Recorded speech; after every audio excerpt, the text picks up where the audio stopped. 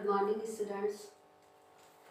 मैं डॉक्टर गीता भैजू महाविद्यालय भैजू से बीए सेकेंड ईयर के लिए IMF अंतर्राष्ट्रीय मुद्रा कोष जो कि मैंने इसकी स्थापना कब कैसे क्यों हुई इसके विषय में और इसके उद्देश्यों के विषय में कल हमने पढ़ा था। आज इससे आगे का पढ़ेंगे। आज हम पढ़ेंगे मुद्रा कोष का ढांचा एवं प्रबंध व्यवस्था, यानी जो IMF होता है उसका स्ट्रक्चर कैसे होता है, क्या समितियां होती हैं, किस तरह से IMF अपना कार्य किन किन संस्थाओं के माध्यम से करती है, तो इसके बारे में हम जानेंगे। तो सबसे पहले स्टूडेंट्स मैंने आपको उद्देश्य बताए, क्योंकि किसी भी संस्था का जो उद्देश्य होता है उन्हीं उद्देश्यों को पूर्ति के लिए, उन्हीं उद्देश्यों को पूरा करने के लिए वो संस्था अपना एक स्ट्रक्चर बनाती है, एक प्रबंध व्यवस्था बनाती है। क्योंकि IMF का उद्देश्य है अपने सदस्य देशों को आर्थिक सहायता देना, उसके जो संसाधन हैं उनकी समीक्षा करना, उनका जो भुगतान संतुलन है वो कैसा है इसकी रिपोर्ट प्रस्तुत करना, किस तरह से उस देश का भुगतान संतुलन ठीक किया जा सकता है, उसको आर्थिक सहायता भी देना और सलाह भी देना। तो इस तरह के कार्य के लिए इसकी अपनी व्यवस्था होती है। बहुत सारी संस्थाएं होती हैं जिनमें गवर्नर्स होते हैं, अधिकारी होते हैं। तो ये अपना काम उन्हीं संस्थाओं के माध्यम से करती है। तो कैसे करती है, इसका स्ट्रक्चर क्या है, इसका ढांचा क्या है। तो सबसे पहले हम जानेंगे कि जो मुद्रा कोष होता है उसकी सबसे बड़ी जो संस्था होती है वो होती है बोर्ड ऑफ गवर्नर्स की। बोर्ड ऑफ गवर्नर्स में जितने भी इसके सदस्य देश होते हैं, वर्तमान में IMF के सदस्य देश कितने हैं, 189 यानी 189, जिसमें से नॉर्वे जो देश है वो 2016 में ही इसका सदस्य बना है। तो लास्ट इसका जो सदस्य है अभी तक वो नॉर्वे है।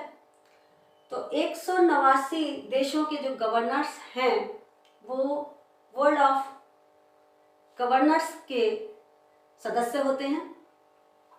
और ये जो संस्था होती है बोर्ड ऑफ गवर्नर्स की, तो ये एक महत्वपूर्ण निर्णय लेती है, यानी नीतिगत निर्णय लेती है ना। तो कहने का मतलब है सबसे बड़ी संस्था बोर्ड ऑफ गवर्नर्स है, जिसमें हमारे भारत देश के जो वित्त मंत्री होते हैं वही इसके सदस्य होते हैं। एक व्यवस्था और है कि एक तो गवर्नर होगा और एक वैकल्पिक गवर्नर होगा।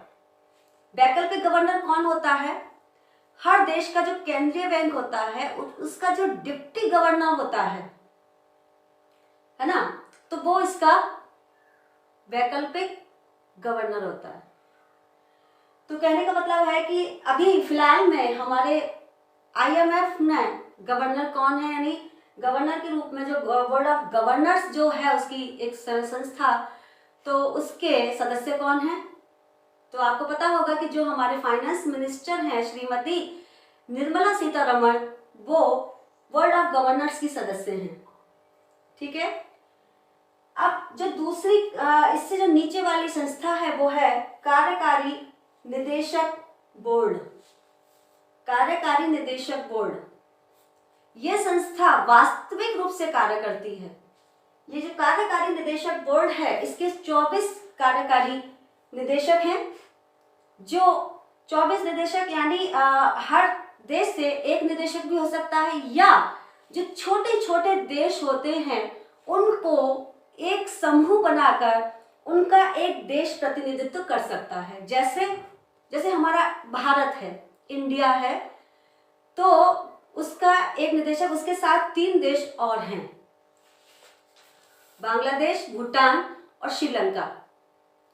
इन तीनों का एक जो निदेशक है वो हमारा भारत का है। तो भारत का प्रतिनिधित्व करता, ये 3 मतलब भारत जो प्रतिनिधित्व करता है इन तीनों देशों का। तो इस समय जो वर्तमान में प्रेजेंट में जो कार्यकारी निदेशक हैं, इस कार्यकारी निदेशक बोर्ड के जो सदस्य हैं वो है सुरजीत सिंह भल्ला।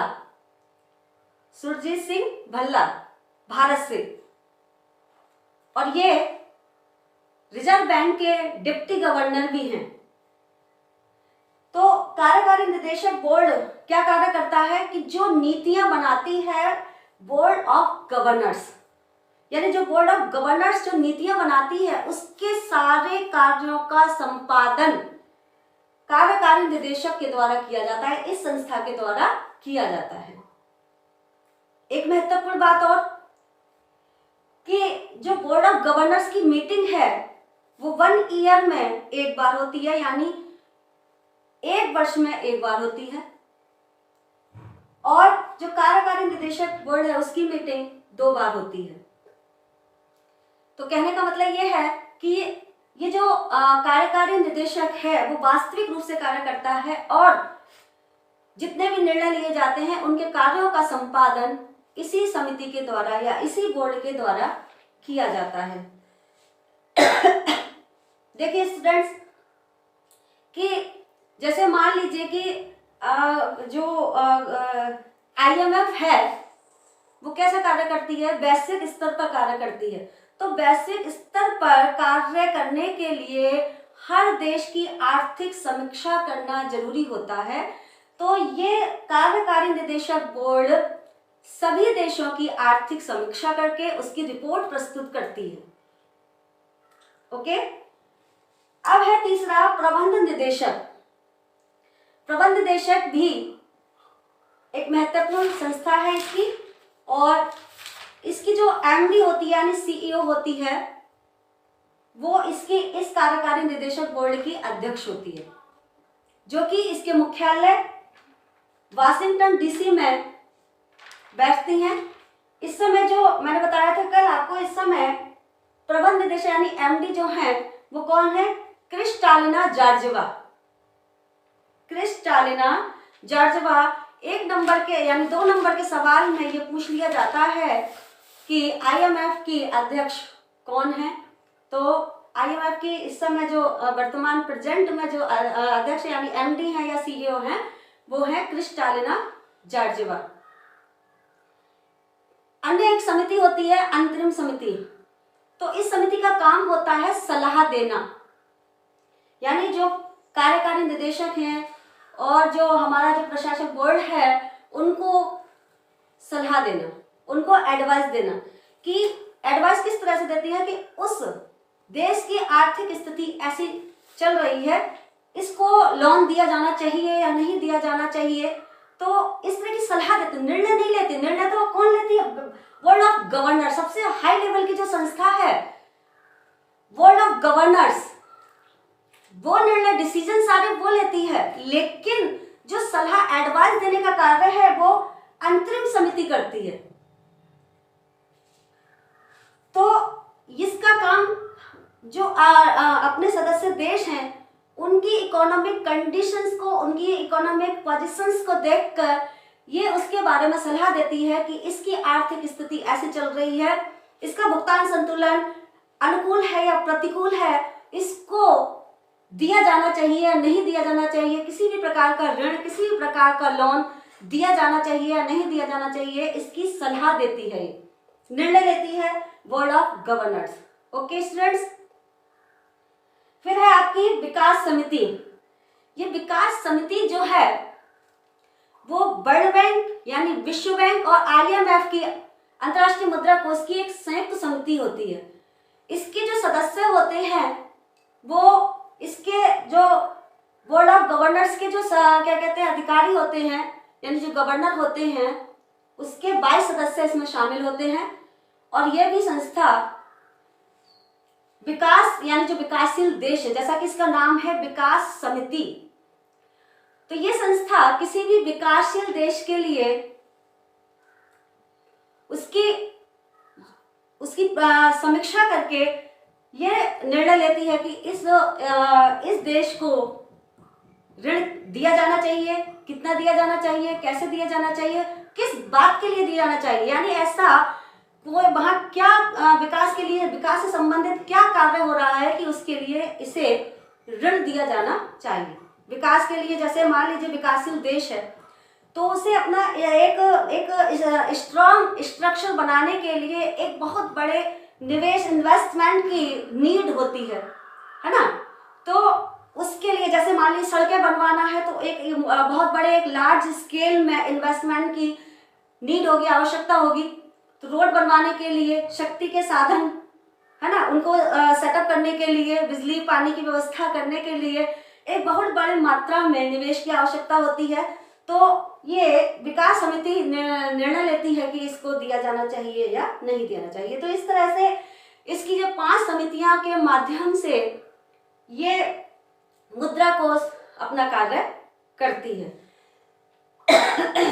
दूसरी बात यह है स्टूडेंट्स की, ये जो मैंने बताया आपको कार्यकारी निदेशक बोर्ड, है ना, इसमें 24 निदेशक होते हैं, लेकिन 5 निदेशक ऐसे हैं जो रिजर्व होते हैं, यानी स्थायी होते हैं, है ना।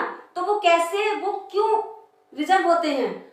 जिन देशों का कोटा सबसे ज्यादा होता है उन देशों के जो मेंबर हैं वो इसके स्थायी सदस्य होते हैं, है ना।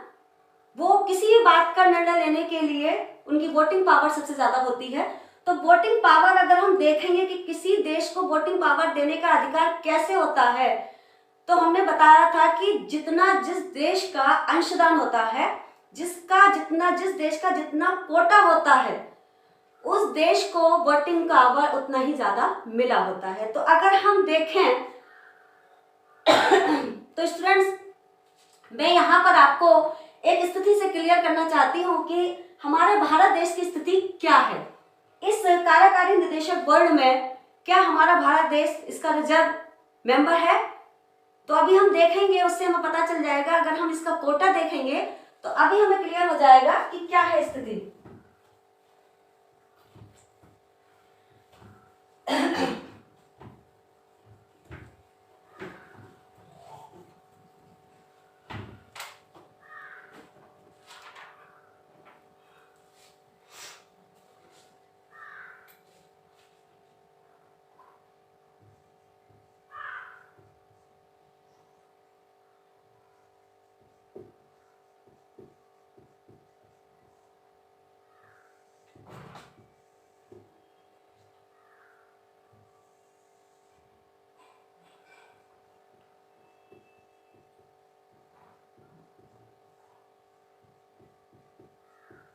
देखिए, यहां मैं देश लिखूंगी, यहां इन देशों का अंशदान मिलियन डॉलर में, यहां प्रतिशत में, और यहां रैंक।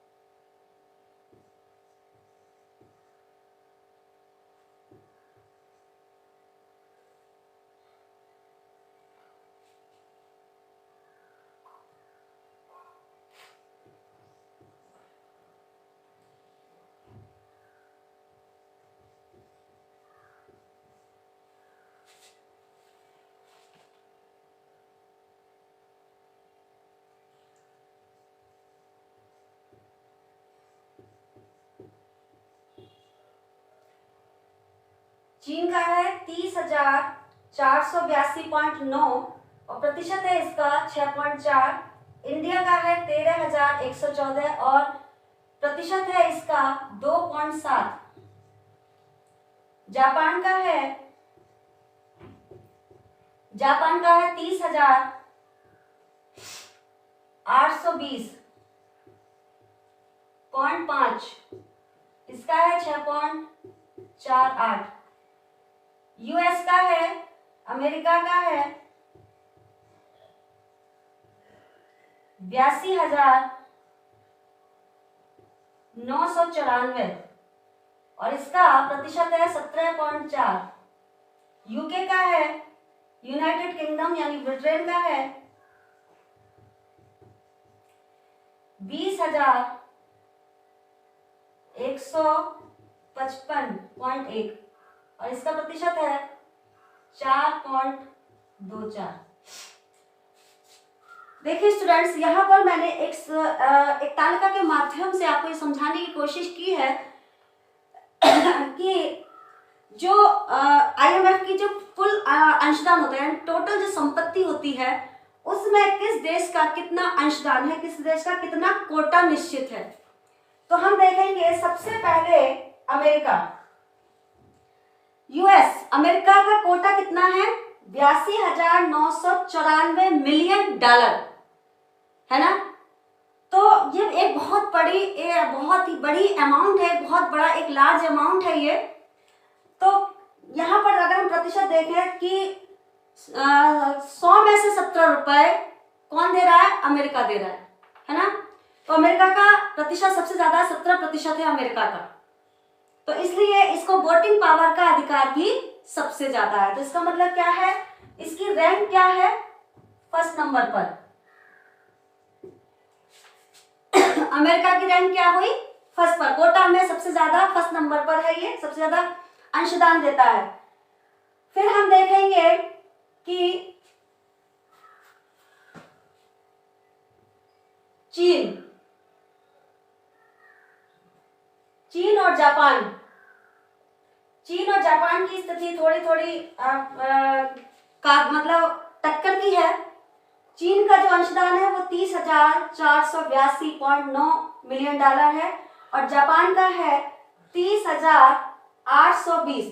तो इसका मतलब यह पहले चीन सेकंड नंबर पर था, लेकिन 2020 के सर्वेक्षण से पता चला है कि जापान जो है वो सेकंड नंबर पर आ गया है और इसका प्रतिशत है 6.48 का। तो इसका मतलब सेकंड नंबर पर जापान है, फिर है चीन थर्ड नंबर पर, उसकी जो टोटल जो मिलियन डॉलर है वह 30,482.9, तो ये थर्ड नंबर पर आ गया है ना। उसके बाद में ब्रिटेन, इसकी कितनी है 20,155, तो ये फोर्थ नंबर पर है। और अगर हम भारत का देखें, इंडिया का अगर हम देखें तो कितनी है 13,114 पॉइंट, यानी जो टोटल परसेंट है उसका केवल 2.7% है। तो हमारे भारत का आठवीं रैंक है, अभी तक हमारे भारत की 8वीं रैंक है, 8वें पायदान पर है हमारा भारत देश। तो इसका मतलब क्या हुआ कि इन 5 देशों को वोटिंग पावर का अधिकार है, यानी जो भी निर्णय bank of governors board of governors जो मैंने बताया था आपको, जो प्रशासक मंडल जो उसकी सबसे हाई लेवल की जो समिति है, उसमें इस वोटिंग पावर का अधिकार इन 5 देशों को है। तो अब हमारे देश की, चूंकि हमारा देश एक डेवलपिंग कंट्री है, विकासशील देश है, तो बहुत ज्यादा इसकी अर्थव्यवस्था जो है अब आगे सुदृढ़ होती जा रही है, मजबूत होती जा रही है। तो हमारी जो फाइनेंस मिनिस्टर हैं श्रीमती सीतारमण जी, निर्मला सीतारमण जी, उन्होंने रिक्वेस्ट करी है IMF से कि हमारा कोटा बढ़ाइए, क्योंकि हर 5 साल बाद इस कोटे की समीक्षा होती है, यानी हर देश की आर्थिक समीक्षा होती है, और अगर वो कोटा बढ़ा सकता है, यानी इतना समर्थ है वो देश कि उसका कोटा बढ़ाया जा सकता है, तो उसका कोटा बढ़ा दिया जाता है, उसको वोटिंग पावर का भी अधिकार दे दिया जाता है। तो अभी हमारी रिक्वेस्ट की है हमारी फाइनेंस मिनिस्टर ने, तो अभी तक कोटा बढ़ाया नहीं गया, क्योंकि कहीं ना कहीं दिक्कतें आती रहती हैं कि अगर इंडिया का कोटा बढ़ा दिया तो इंडिया को पावर मिल जाएगी, इस तरह से बहुत सारी चीजें हैं। तो ये जो आज का जो टॉपिक था आपका मुद्रा कोष का, तो आपका ये जो आपके उद्देश्य है, उसके कार्य, इसका जो प्रबंध व्यवस्था है, उसको लेकर मैंने आपको इसको कंप्लीट करा दिया है। एग्जाम की दृष्टि से BA सेकेंड ईयर के स्टूडेंट्स के लिए दैट्स एफिशिएंट, ये इतना पर्याप्त है। तो आज की आपकी क्लास यहीं क्लोज होती है। ओके स्टूडेंट्स, नेक्स्ट कल मिलेंगे।